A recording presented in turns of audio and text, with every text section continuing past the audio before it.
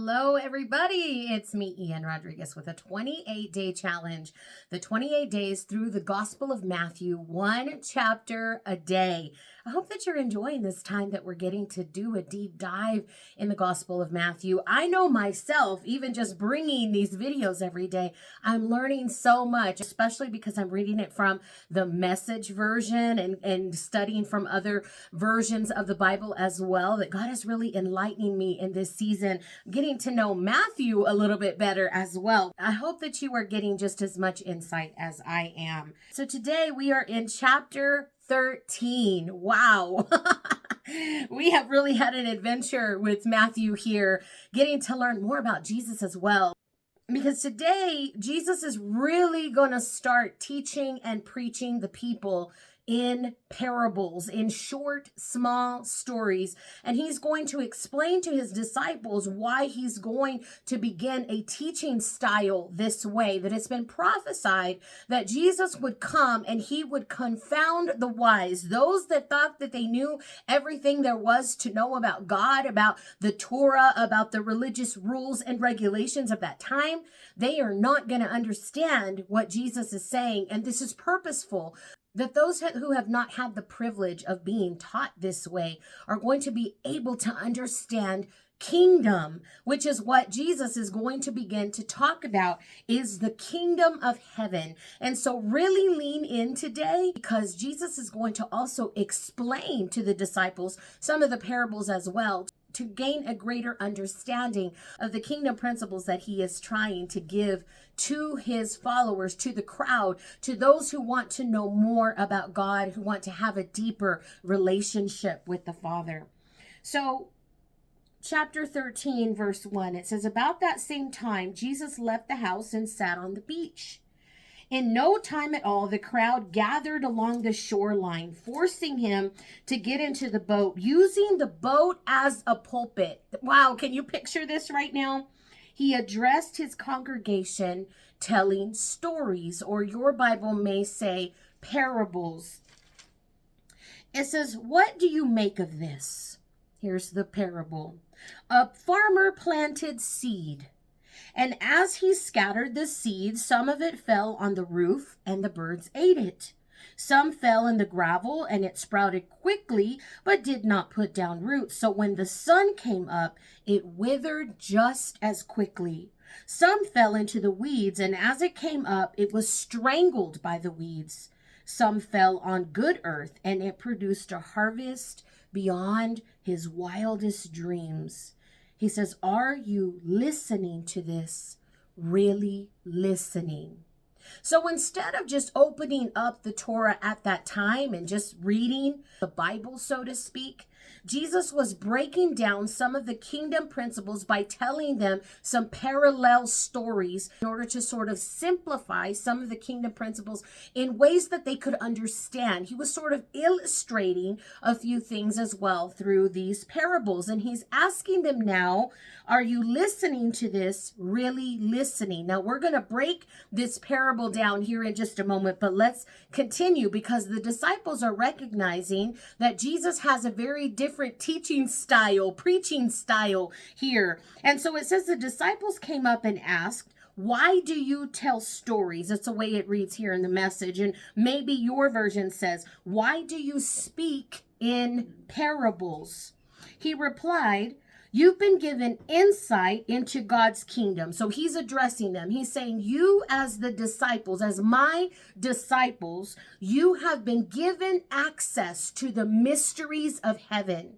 There are things that he is telling the 12 disciples and those who are closest to him. I believe that it was, even though he assigned 12 disciples, I believe that there was a little bit more of a following that was way more intimate, that did life with him every day. He just sort of assigned some leaders, right? And those disciples who were going to be able to go out with an authority and preach and deliver.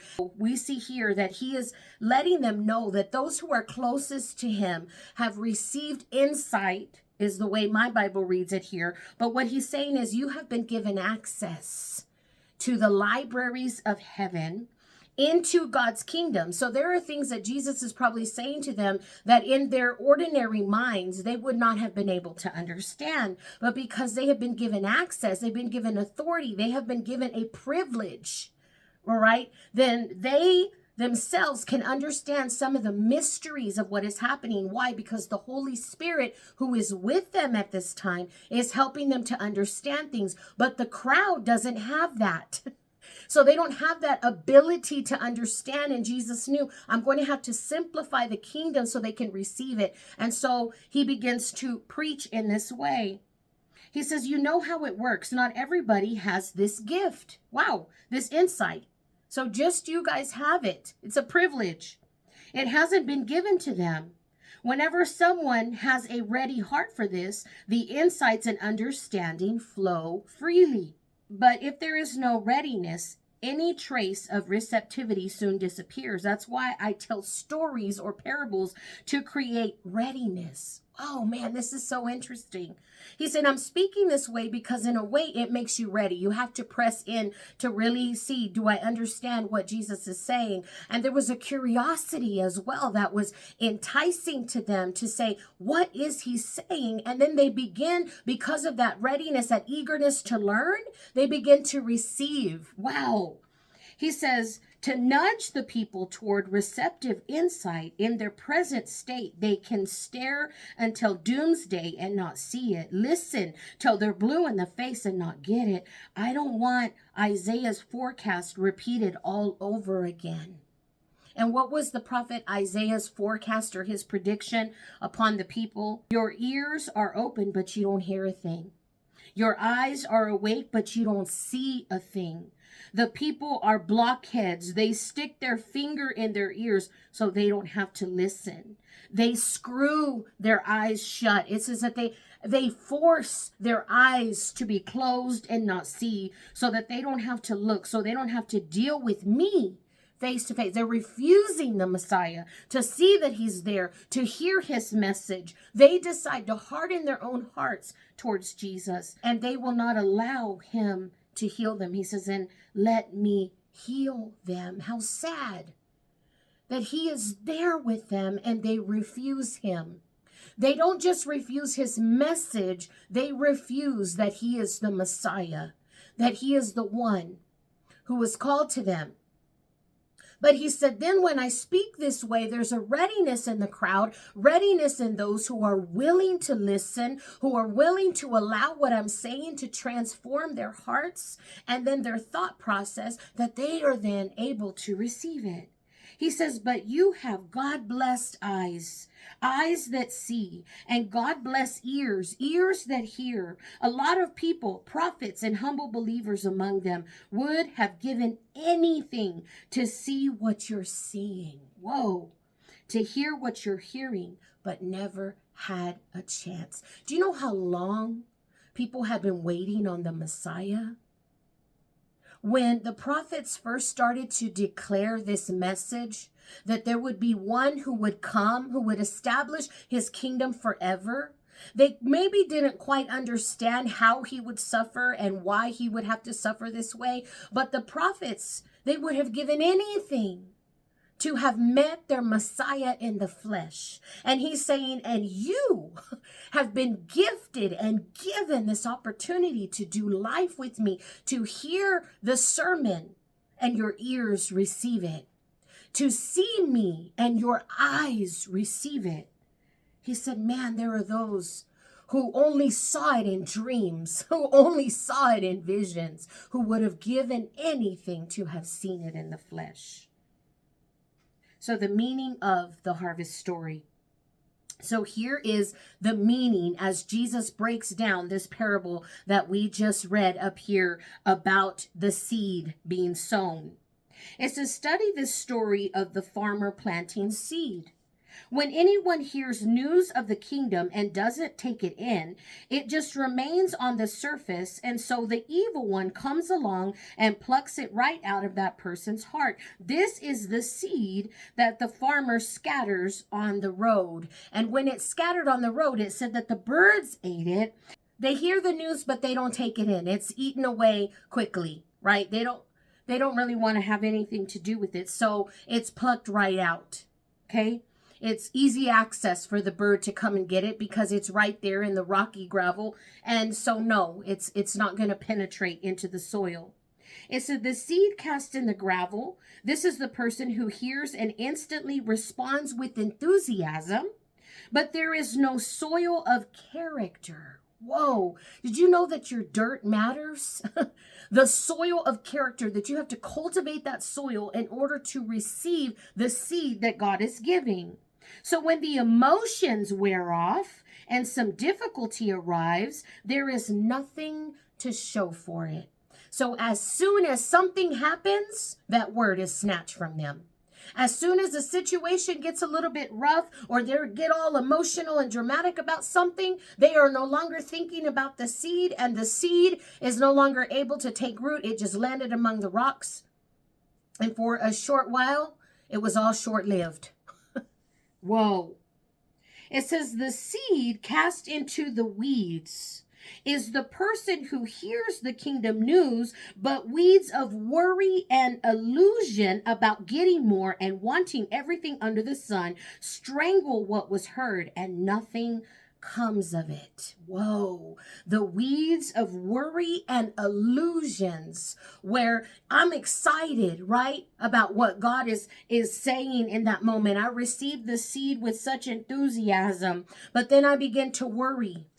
How's that going to get paid? How's that even going to happen, God? The worries of life, right? How is this relationship going to get restored? I begin to worry about things that God doesn't need me to worry about. And so then that weed begins to grow and strangles the seed. It begins to kill what God intended to grow in that good soil.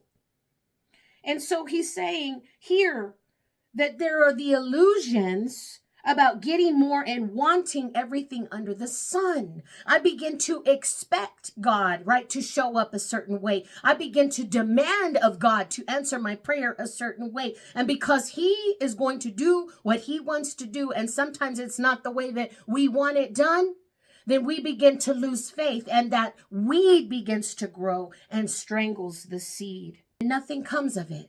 How sad. Because really, this person has good soil. It's just that they allowed a weed to grow there beside the seed.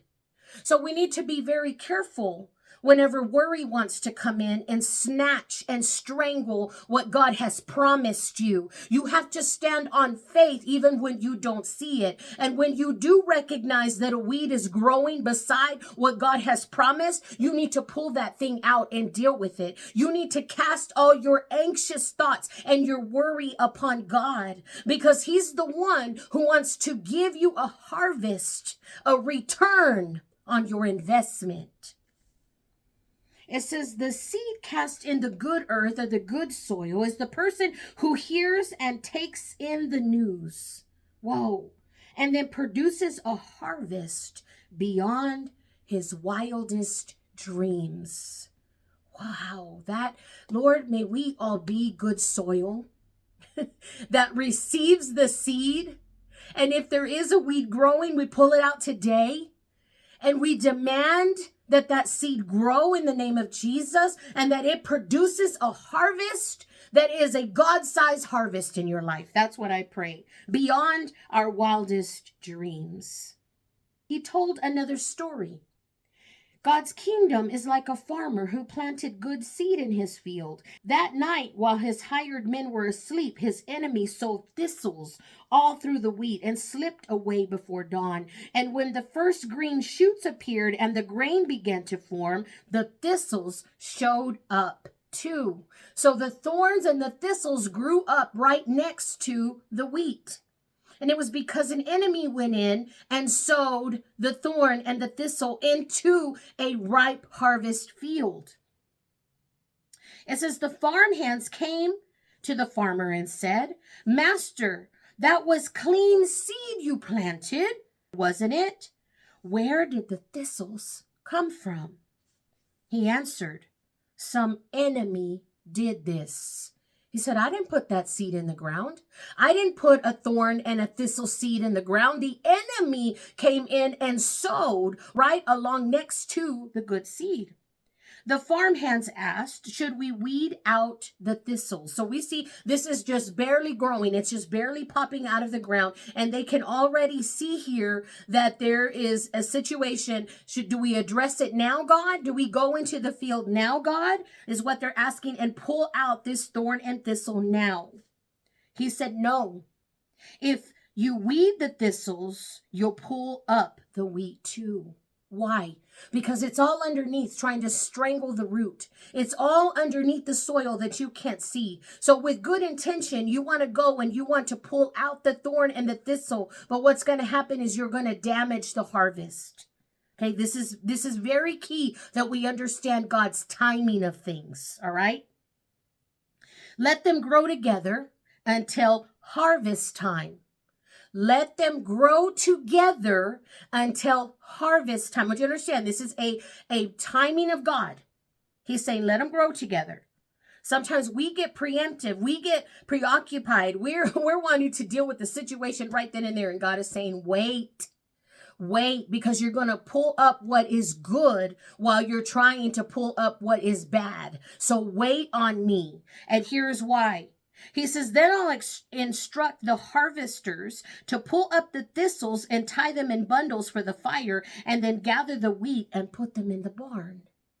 So as they grow up next to each other, it's going to be easier to discern. And when it's ready, it'll all be pulled up together, and it will be what? Separated. And it will be able to be separated, where the harvesters will be able to take those thistles and thorns and bundle them up and put them in the fire. And then the good harvest, the good grain, can then go in the barn, into the storehouse. So I want you to understand, sometimes it's very hard to comprehend why God would let something grow together. Why there are some times in your life too where God will let the thorn and the thistle grow right beside what his promised harvest for you is. It's all because the harvest time will be a day of reckoning. And only God can determine when that time frame is. There are times we want to take matters into our own hands, and it isn't in the timing of God. Because only God knows when that day of reckoning, the harvest time, the harvest hour is near. But only he knows when that's going to be. So he says another story. God's kingdom is like a pine nut that a farmer plants, a pine seed, a pine nut. And it is quite small as seeds go, but in the course of the years, it grows into a huge pine tree, and the eagles nest in it. He says it starts off small. It looks insignificant. It looks like nothing, and you plant it in the ground, and for a while, it looks like nothing happens. But the roots begin to grow down deep, and then something comes up from the ground. And he says, and over time, over the course of the years, as it's allowed to grow, it becomes a huge pine tree there. And in that place, not only does it serve as a beautiful vision of what God is doing and how he grows things, but guess what? Eagles get to build their nests in it. It serves a purpose. Eagles get to make a home in it. And today I want to ask, are you an eagle or a pigeon? I want you to know right now, over time, that's what happens. As you soar on wings of eagles, just as the Bible tells us, that the things that God is doing in your life, and that tree, that pine tree that he's growing in your life, one day, if you'll just let it grow, one day you'll be able to build a nest in it. Amen? Another story.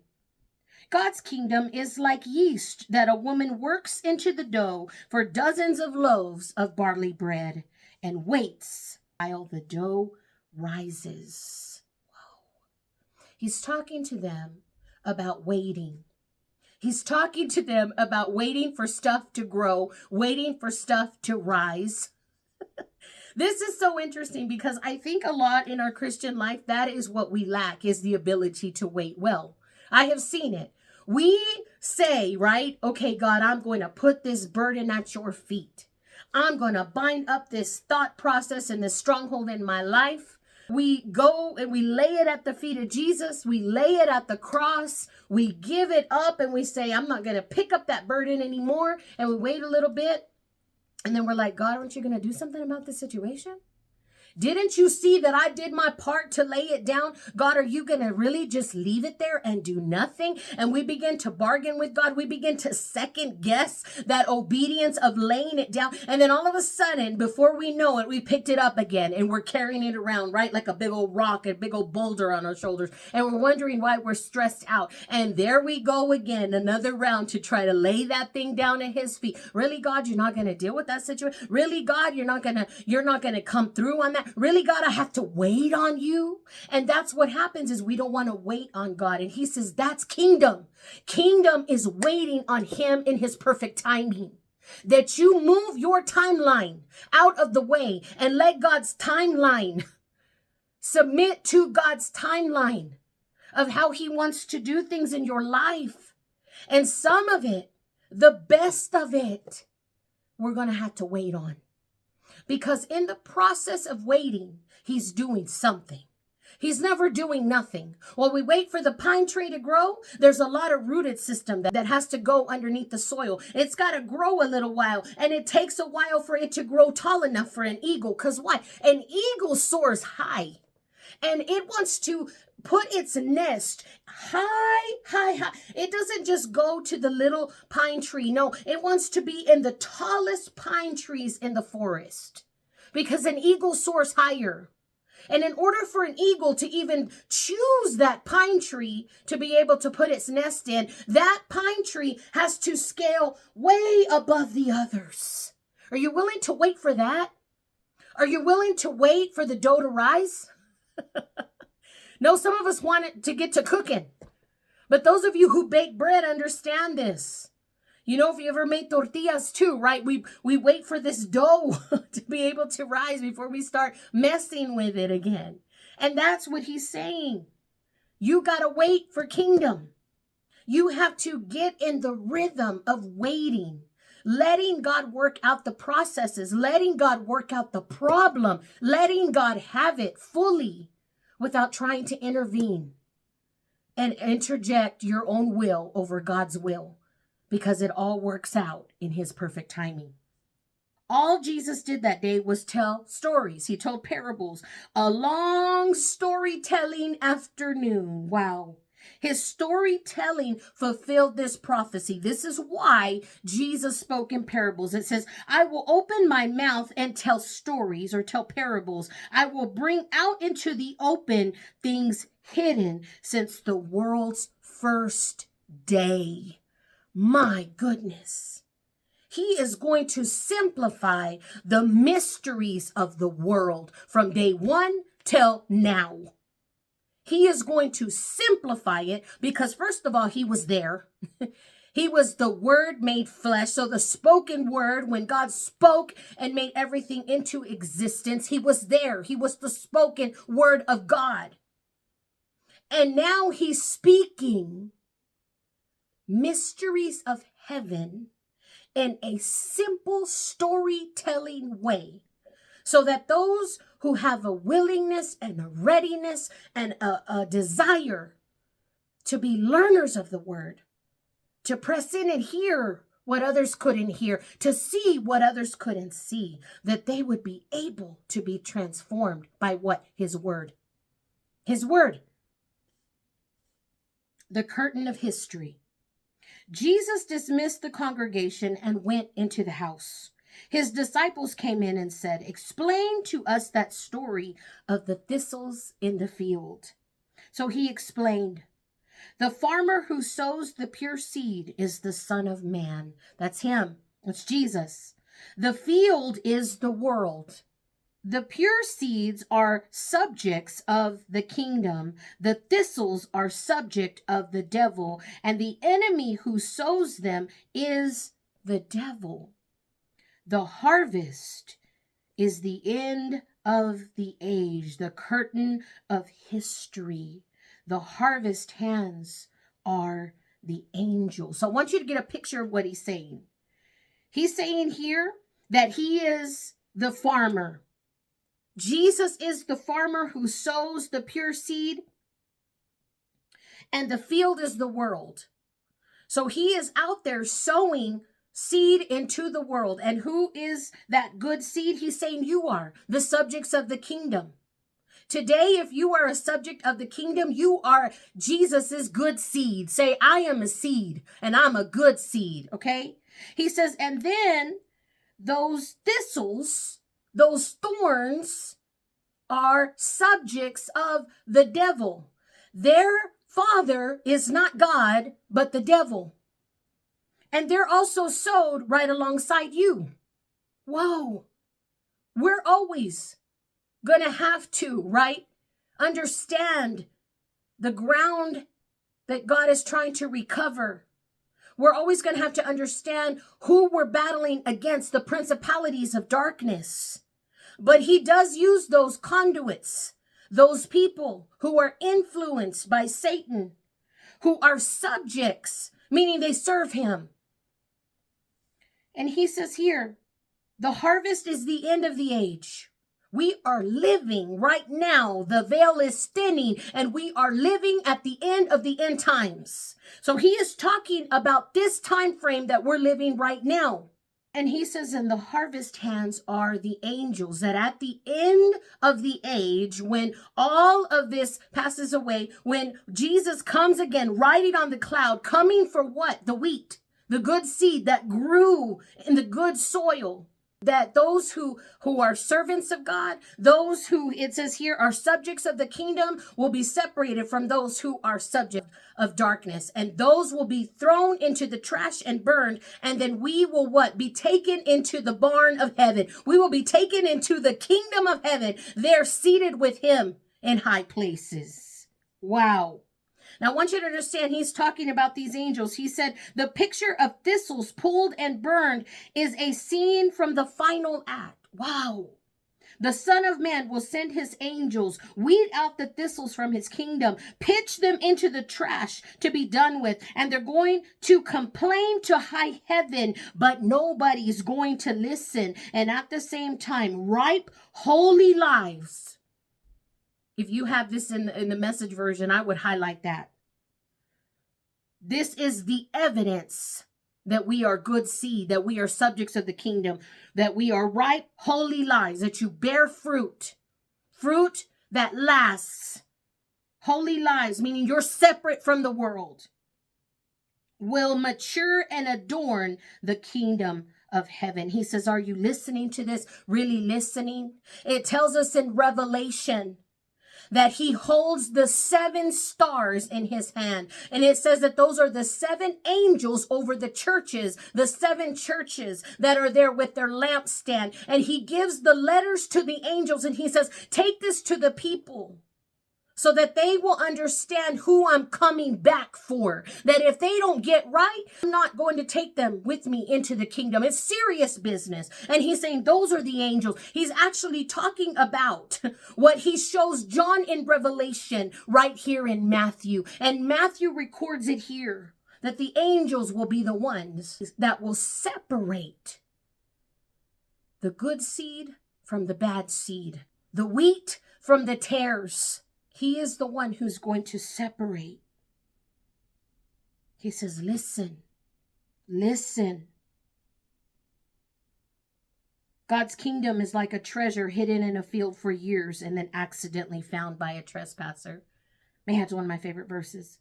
The finder is ecstatic, what a find, and proceeds to sell everything he owns to raise money to buy that field. That's what salvation, deliverance, our lives should look like. We have found a buried treasure and we spend the rest of our lives selling everything to be able just to buy that field. Wow. God's kingdom is like a jewel merchant on the hunt for excellent pearls. Finding one that is flawless, he immediately sells everything and buys it. Are you willing to sell everything? To give up everything for Jesus? Has it been a treasure to you or more like a burden? See, when he describes the kingdom this way, there's conviction that falls on us. Do you realize the treasure that God has given you? Do you realize the jewel that you have found? Or God's kingdom is like a fish net cast into the sea, catching all kinds of fish.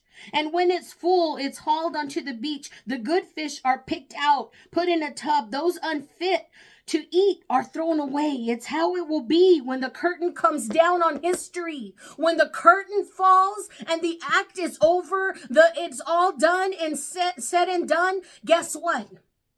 Those who have not been sons and daughters of God, not lived holy lives that are separate, they will be what? Separated. The sheep from the goat. It's saying here the good fish and the bad fish, they're going to be thrown away.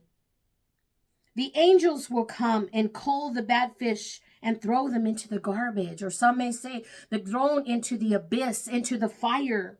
There will be a lot of desperate complaining, but it won't do any good. There will be people that will be crying out, but it will not help in that moment. Are you hearing the urgency of what Jesus is saying? When that curtain closes, and we are at the last call right now. When it closes, it doesn't matter how much you complain right then and there. It only matters how you live your life today. And Jesus asked, are you starting to get the handle on this? This is serious, urgent business. And they answered yes.